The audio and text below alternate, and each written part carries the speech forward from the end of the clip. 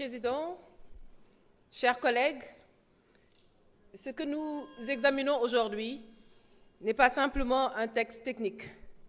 C'est notre règle du jeu, ici, à l'Assemblée nationale.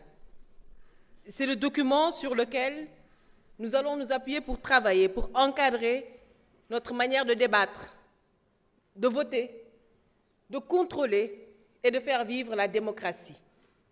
Je tiens d'abord à saluer le travail accompli. Il y a eu un vrai effort collectif, à mon sens, du comité ad hoc, des présidents de groupes parlementaires, de la commission des lois, pour aller vers une réforme utile, une réforme partagée et respectueuse des équilibres politiques. Le texte apporte des avancées réelles que je soutiens pleinement.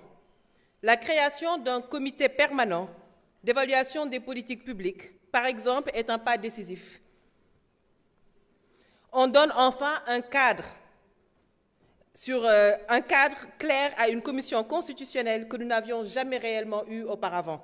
Et c'est à saluer. Je salue aussi la réforme des commissions d'enquête avec des pouvoirs élargis et mieux encadrés, le renforcement de la procédure sur l'immunité parlementaire, la création de la chaîne parlementaire et le rôle renforcé de la conférence des présidents.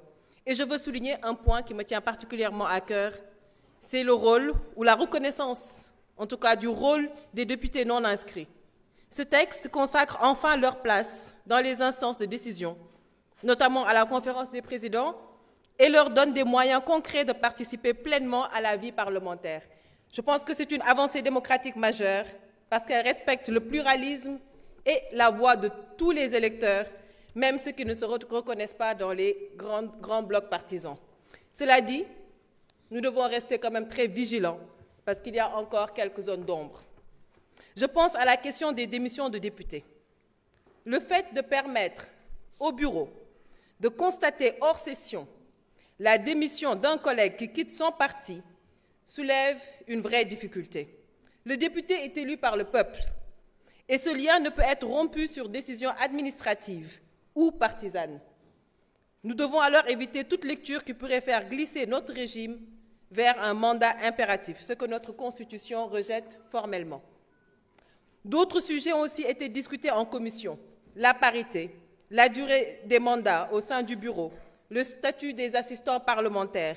Ce sont des points qu'il faudra affiner avec le temps. Et ce texte, comme le disait tout à l'heure notre honorable collègue, n'est pas figé et il ne devrait jamais l'être.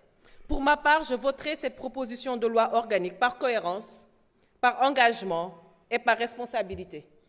Mais je continuerai à défendre les ajustements nécessaires parce qu'un bon règlement intérieur, Monsieur le Président, ce n'est pas seulement un texte bien écrit. C'est un texte qui évolue, qui s'adapte et qui protège l'institution en respectant ceux qui la composent. Je vous remercie.